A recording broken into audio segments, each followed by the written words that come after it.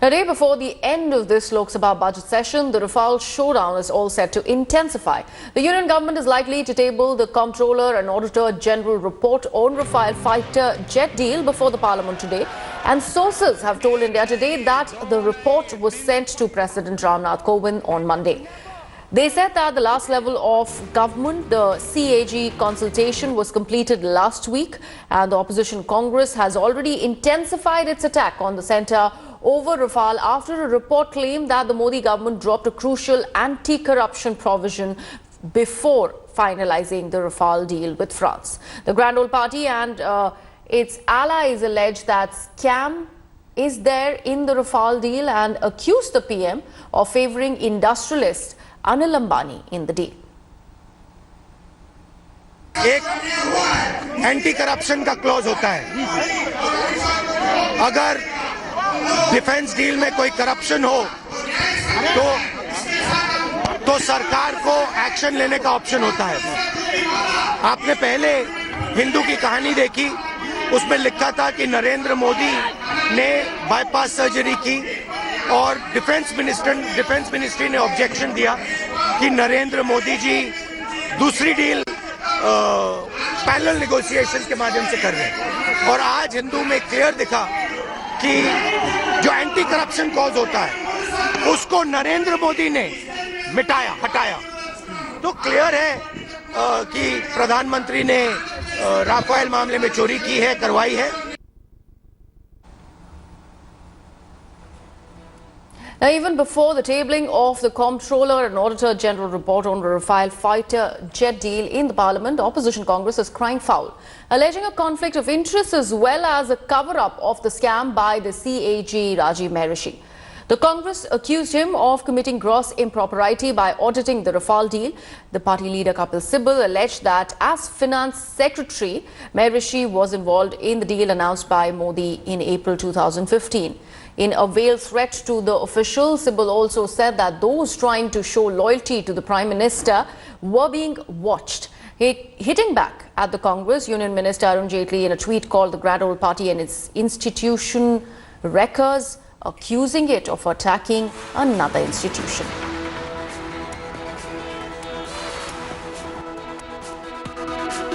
Nobody can be a judge in his own cause.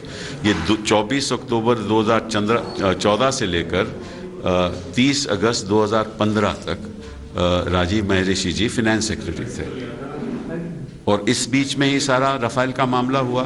10 अप्रैल 2015 को प्रधानमंत्री जी Paris में पहुंचे और उन्होंने 36 राफेल लेने का ऐलान किया। उस समय भी ये फाइनेंस सेक्रेटरी थे और जब 126 राफेल का HAL के साथ जो डील था वो कैंसिल हुआ 24 जून 2015 को, तब भी फाइनेंस सेक्रेटरी राजीव महरिषि थे। नरेंद्र मोदी जी आए थे, उन्होंने कहा था 56 इंच की छाती है, 56 इंच की छाती है, मैं चौकीदार बनना चाहता हूं, मैं देश का प्रधानमंत्री नहीं बनना चाहता हूं। अब देखिए, सुनिए, एक के बाद एक सच्चाई निकल रही है। 2-3 दिन पहले अखबार में आता है कि चौकीदार ने पैरेलल नेगोशिएशन किया था। वायुसेना का जो नेगोशिएशन चल रहा था उसको नरेंद्र मोदी ने रद्द किया। वायुसेना और डिफेंस मिनिस्ट्री के लोग कहते हैं कि चौकीदार।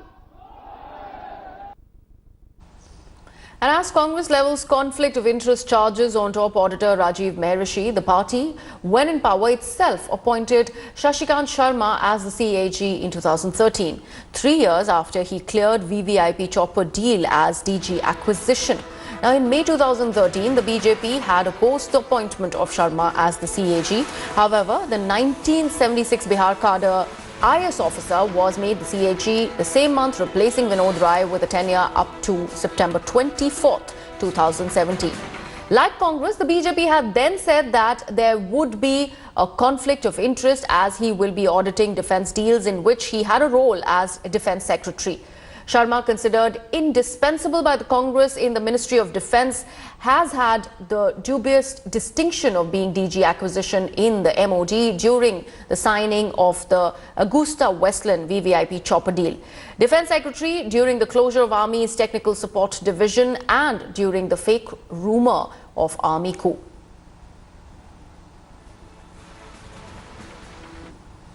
And shifting focus now to the fight for the special category status for Andhra Pradesh, as it is only intensifying. After a day-long hunger strike, now the TDP chief Chandrababu Naidu, along with his MLAs and MPs and also the state ministers, will be marching from the Andhra Bhavan to Jantar Mantar in Delhi today. After this march, they will be meeting President Ramnath Kovind at Rashtrapati Bhavan at 12:30 p.m.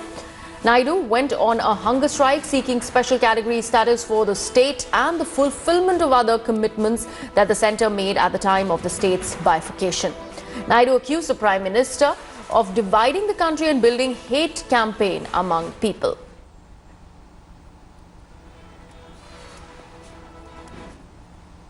The campaign for 2019 is getting ugly and personal. Andhra Pradesh Chief Minister Chandrababu Naidu observed a fast in Delhi demanding special category status for the state of Andhra Pradesh. He took pot shots at the Prime Minister at an event that became an opposition show of unity. He was responding to Prime Minister's attacks on him at a rally in Andhra Pradesh. आप बेटे की सरकार जाना तय है, भ्रष्टाचारियों का जाना तय है. What he said to protect women. Without telling triple talaq, you have done injustice to your wife. You answer. Just a few months ago, they were friends, and today they are at daggers drawn. And their fight is getting bitter, personal, and ugly day by day. Andhra Pradesh Chief Minister Chandrababu Naidu brought his fight to the national capital on Monday, staging a day-long fast. A satyagraha, so to say.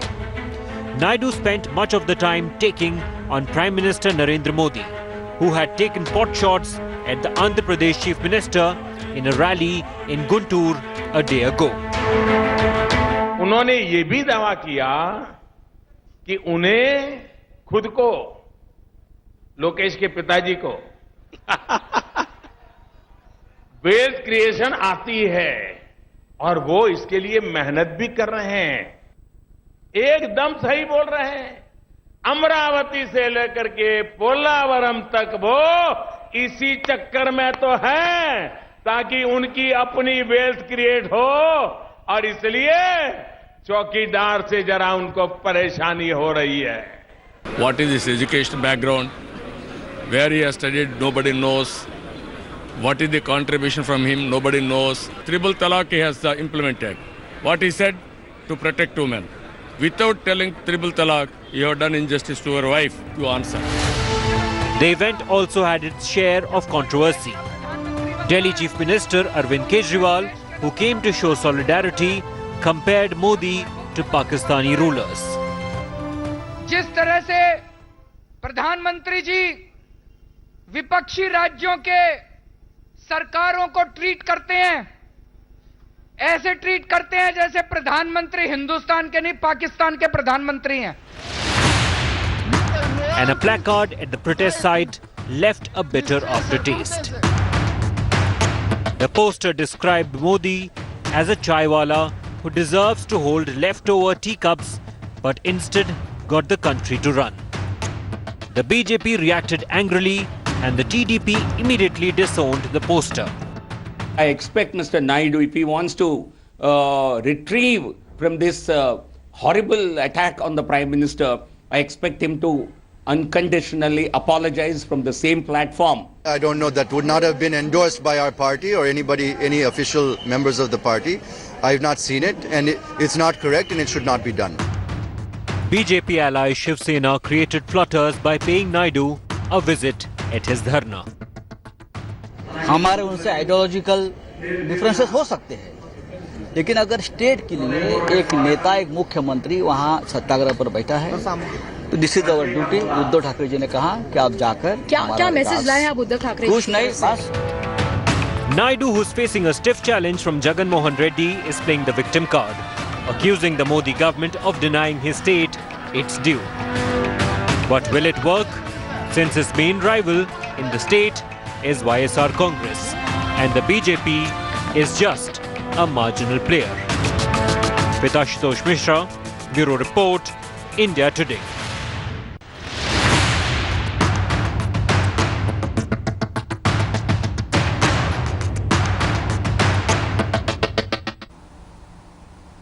Shifting focus to Jaipur now, where the Congress President Rahul Gandhi's brother-in-law Robert Vadra, along with his mother Maureen, is set to appear before the Enforcement Directorate today.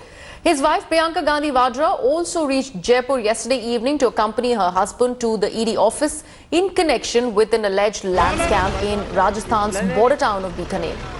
ED will record the statement of Vadra and his mother under the Prevention of Money Laundering Act. The probe agency has summoned Vadra thrice, but he failed to appear and later approached the court in the matter.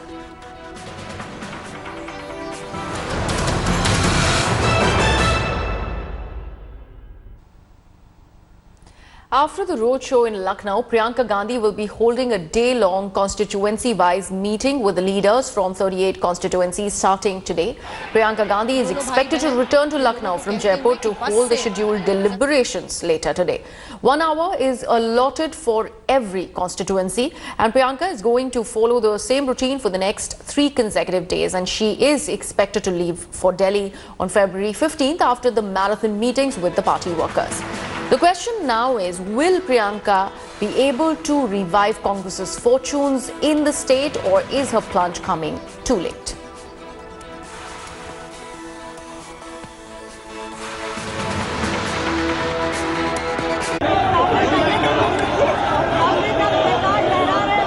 The Congress has sounded their poll bugle in Uttar Pradesh, with a mega roadshow that also marked Neta Priyanka's foray into politics. Priyanka Gandhi Vadra, accompanied by brother Rahul and Congress's Western Uttar Pradesh General Secretary Jyotiraditya Scindia, were accorded a grand welcome with thousands of supporters thronging the streets. Priyanka Gandhi Shrimati स्वर्गीय इंदिरा गांधी का अवतार है, इसलिए पूरा असर पड़ेगा। Congress party पूर्ण बहुमत के साथ विजयी होगी। The roadshow that started from Chaudhry Charan Singh International Airport in Lucknow concluded at Nehru Bhavan in the evening. There was also a glitch in the roadshow. Midway through, their bus got stuck in electric wires dangling overhead, forcing the trio to hop onto an SUV to continue their roadshow. After the show of strength, Rahul spoke to the workers, repeating his Chaukidar jibe at Narendra Modi government. 2-3 दिन पहले अखबार में आता है कि चौकीदार ने parallel negotiation किया था। वायुसेना और डिफेंस मिनिस्ट्री के लोग कहते हैं कि चौकीदार। The roadshow ended in a disappointment for the hundreds who gathered at the Congress office. They had come hoping to listen to Priyanka speak, but she chose not to. But has she done enough to give new energy to the party cadre?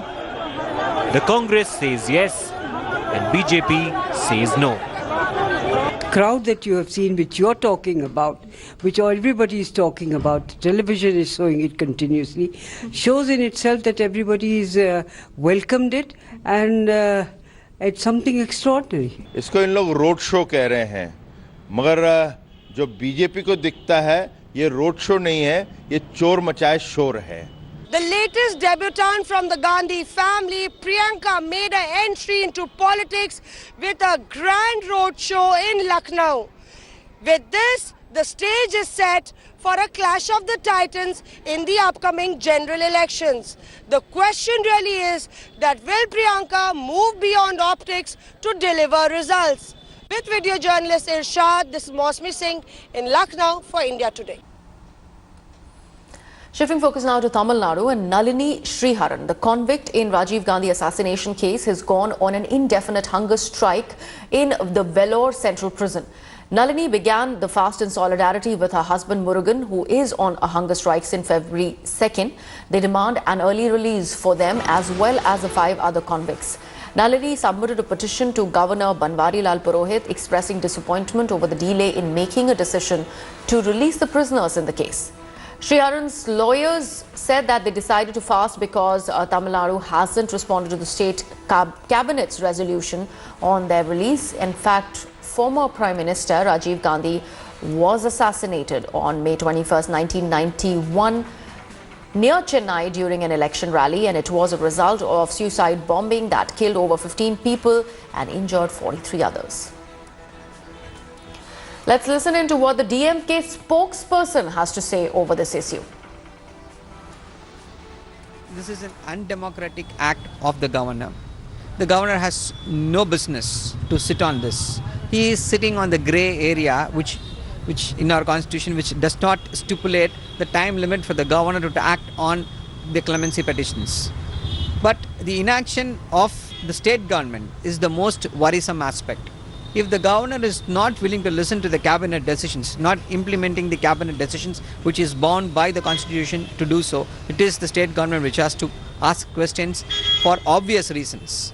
The ADMK government is staying silent, toeing the BJP. Shifting focus now to the contentious Citizenship Amendment Bill that is all set to be tabled in the Rajya Sabha today. The bill will be moved by Home Minister Rajnath Singh in the upper house. This even as Northeast continues to burn in protest against the proposed law. The bill was cleared by the Lok Sabha on January 8th and will be becoming a law if it is cleared in the Rajya Sabha as well. The bill, which seeks to provide Indian citizenship to non-Muslim migrants from Afghanistan, Pakistan and Bangladesh, triggered widespread protests in the northeastern states. The Northeast has raised strong objections about discrimination against immigrants, leading to the ruling NDA losing some of its allies like Assam Gana Parishad. Another NDA ally and Meghalaya Chief Minister Conrad Sangma has threatened to quit the alliance if Rajya Sabha passes the Citizenship Amendment Bill.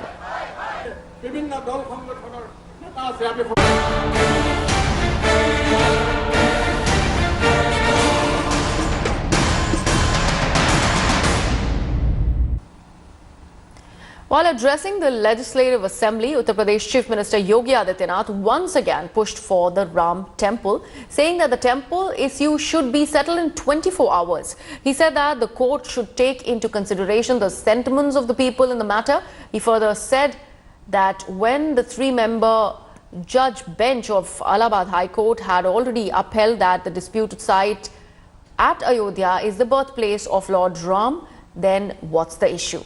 A conglomerate of saints on February 6 claimed that Ram Temple construction will commence on February 21st. In 2010, the Allahabad High Court had divided the disputed land of Ayodhya into 3 parts for each of the parties: the Sunni Waqf Board, the Nirmohi Akhada and Ramlala. विवाद कहीं बंटवारे का नहीं है। विवाद केवल ये तय होना था कि राम जन्मभूमि है या नहीं है, और जब ये तय हो चुका है तो मुझे लगता है 24 घंटे से 25वां घंटा लगना ही नहीं चाहिए इस विवाद का समाधान करने में। इस आस्था का सम्मान तो किया ही जाना चाहिए। Thanks for watching the video. For more such news and updates, please like, share and subscribe to India Today. Also check out our other great videos from our channel. We know you would love to.